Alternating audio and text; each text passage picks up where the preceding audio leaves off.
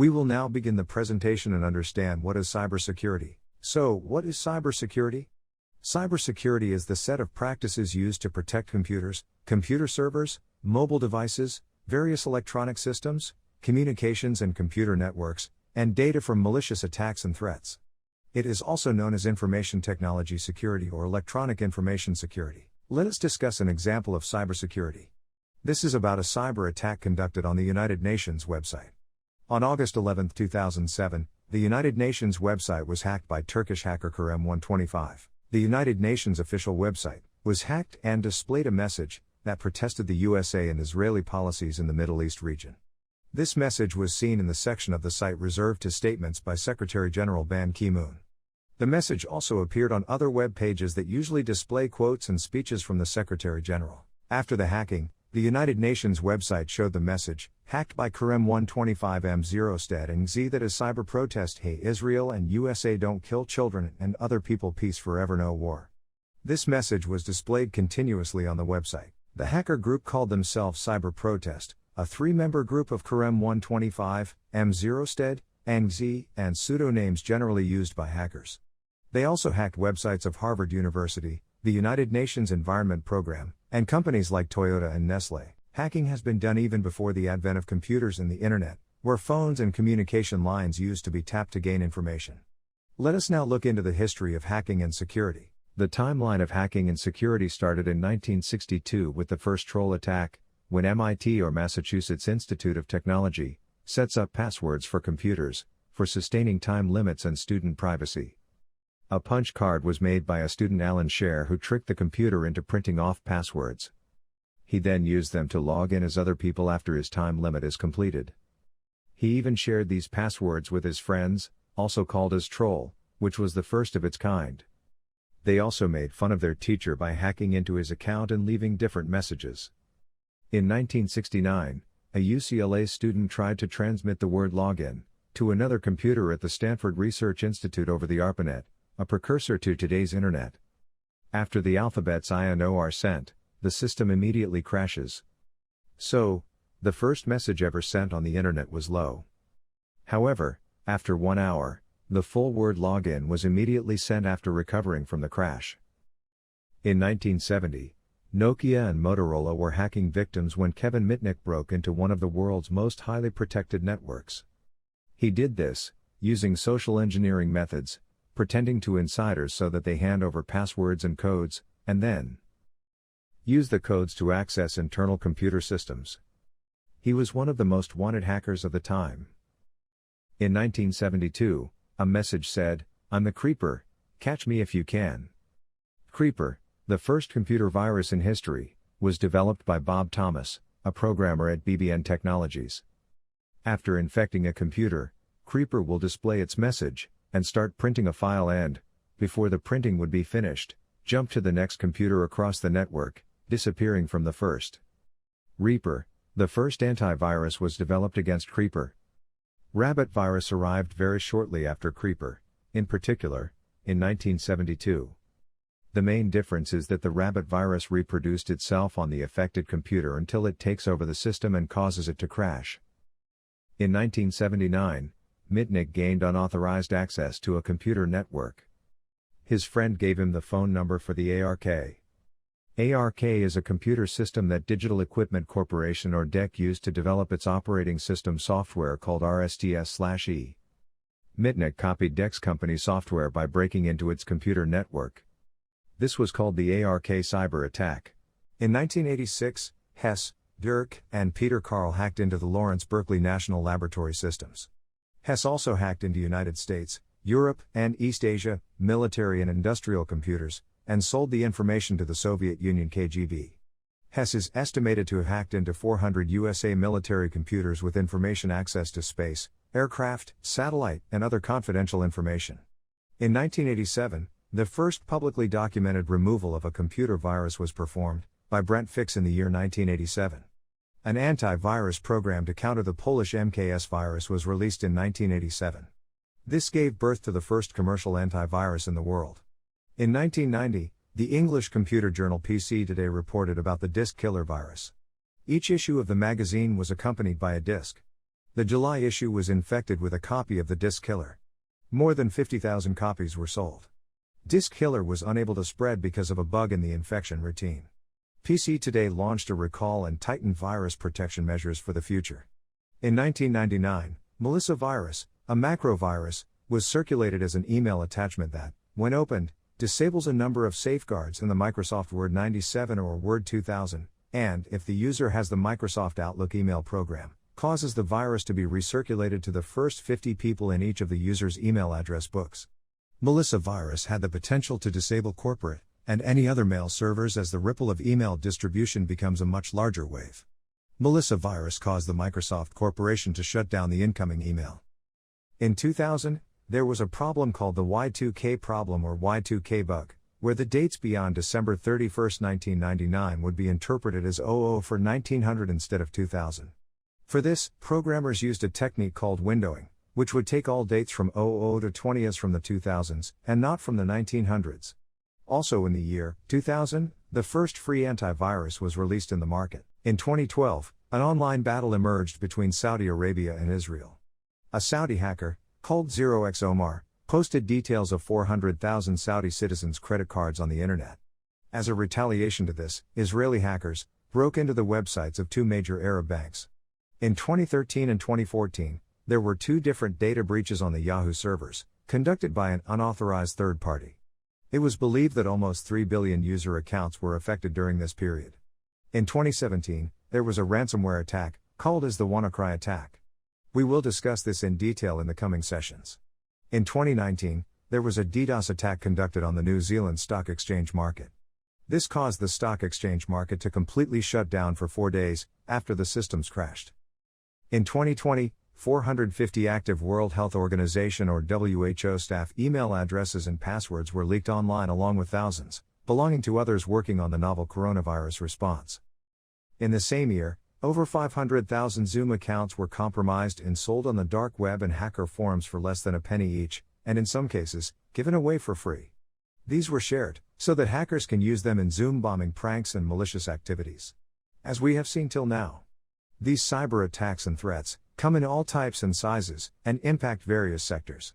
The growing cyber attacks cost the world economy more than $1 trillion, almost 1% of the global GDP, where a company or an individual's credentials, their bank account details, and other confidential information is at risk. Let us now discuss about the CIA triad, also called as the confidentiality, integrity, and availability triad. The CIA triad, short form for confidentiality, integrity, and availability, is a model designed to provide various companies and organizations guidelines to help them create their security policies.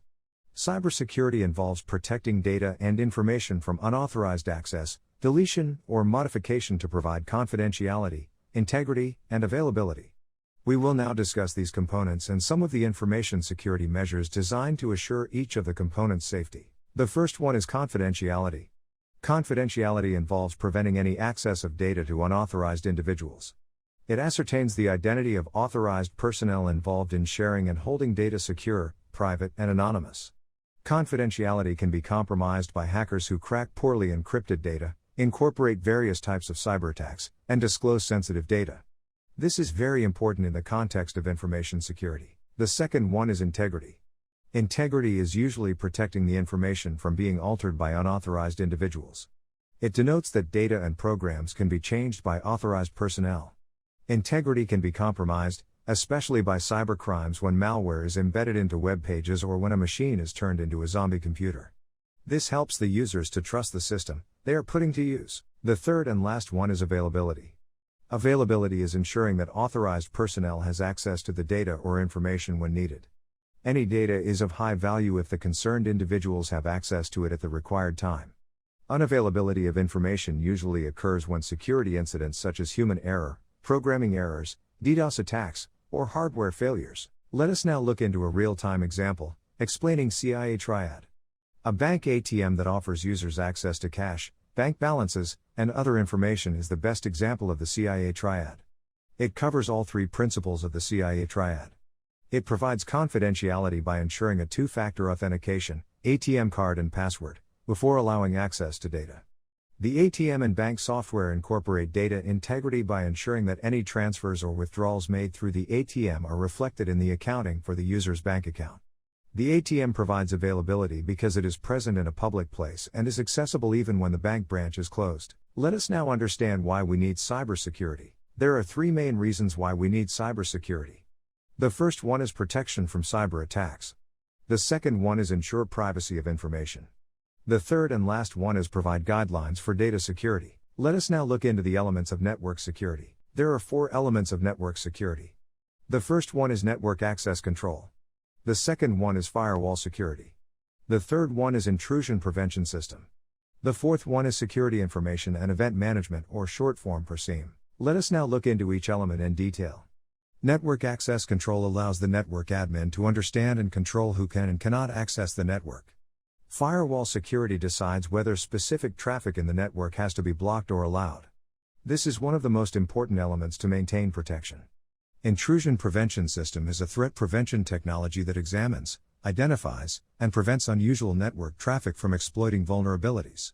SIEM, or security information and event management, combines security event management and security information management into one composite security management system. Now, we will discuss about the different types of cyber attacks. What are cyber attacks?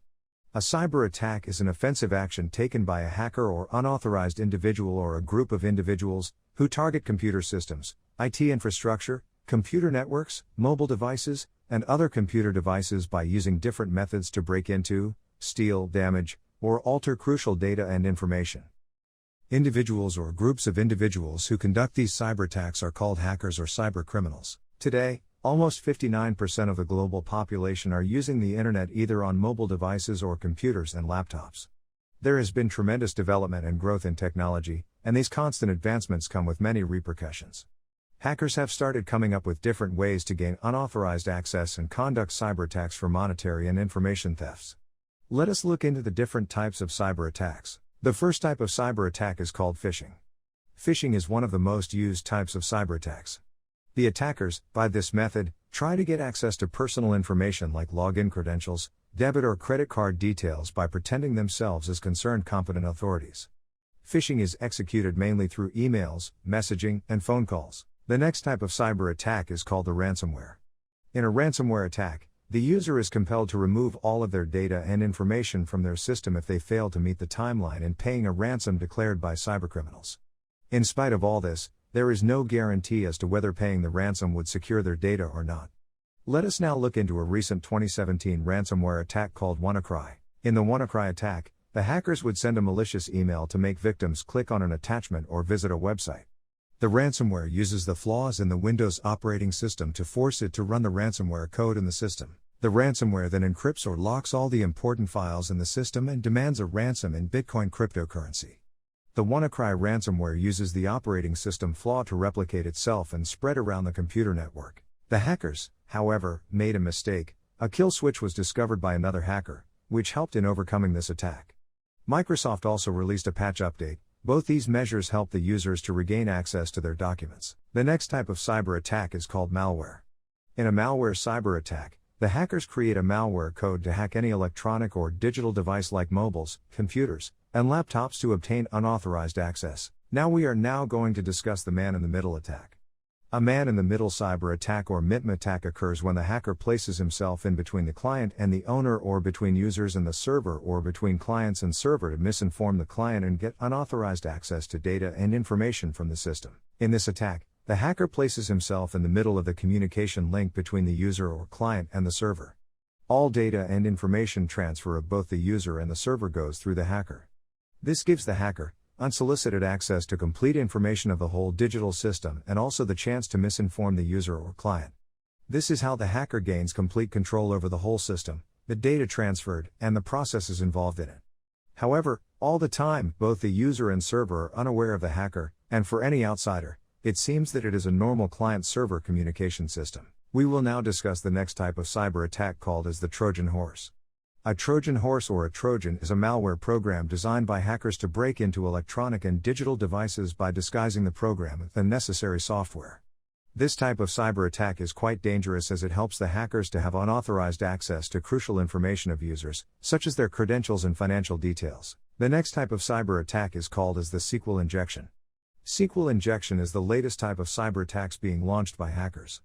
This includes incorporating malicious data into the user's digital device to enable the hacker to give unauthorized access to all the crucial and confidential information belonging to the user. We will now see and understand what DOS and DDoS cyber attacks are. In a client-server communication system, there are 3-level handshakes before the data from the server is transferred to the client system. The first handshake is client's request to the server to load the web page or any result or any content. The second handshake is where the server approves the client's request, gets ready to load, and asks the client device when to load. In the third handshake, the first device acknowledges, and the server loads the request. Error 404 reflects when a web page doesn't load, the website is down, or there's a lot of traffic on the website. It is detrimental to the profits of the organization. This happens when the number of users on the website on that page exceeds the limit the website can handle. Once it exceeds, the page is down, and the users get this error. What happens if someone fakes the number of users currently using the website and the website gets down intentionally? This is precisely what the DOS and DDoS attacks are. The DOS attack stands for denial of service attack. DDoS stands for distributed denial of service attack. In a DOS attack, the fake requests are made by the same device to overwhelm the website, causing it to crash. In a DDoS attack, a big network of devices creates a large number of fake requests and together request the server at the same time. In a DDoS attack, big network devices created by the hacker are called botnets. The botnets create a large number of requests, and together all request the server at the same time. One botnet creates 1 or 2 requests. In both the attacks, the hacker fakes the number of users currently on the website. Once this number exceeds the limit, the website cannot handle this anymore, and it crashes down. This crashing is done intentionally by the hacker so that it affects the owners of the website. We will now see spear phishing and whale phishing. In a spear phishing attack, a hacker tries to gain unauthorized access to confidential information by conducting fraudulent emails or phone calls. In a whale phishing attack, a hacker tries to access confidential and sensitive information of powerful and famous personalities like chairmen and head of organizations. Let us now discuss drive-by cyber attacks. In a drive-by attack, hackers embed malicious scripts into various websites.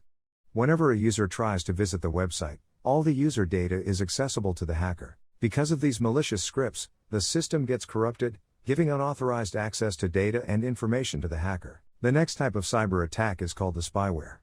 Hackers use cyber attacks called spyware, which is unwanted software to infiltrate into a victim's computer in order to have access to their sensitive information and internet usage data. It is a type of malware that uses malicious software to gain access and damage a computer without the knowledge of the user. There are again 4 types or categories of spyware commonly called as 1. Adware. 2. Keyboard loggers. 3. Trojans.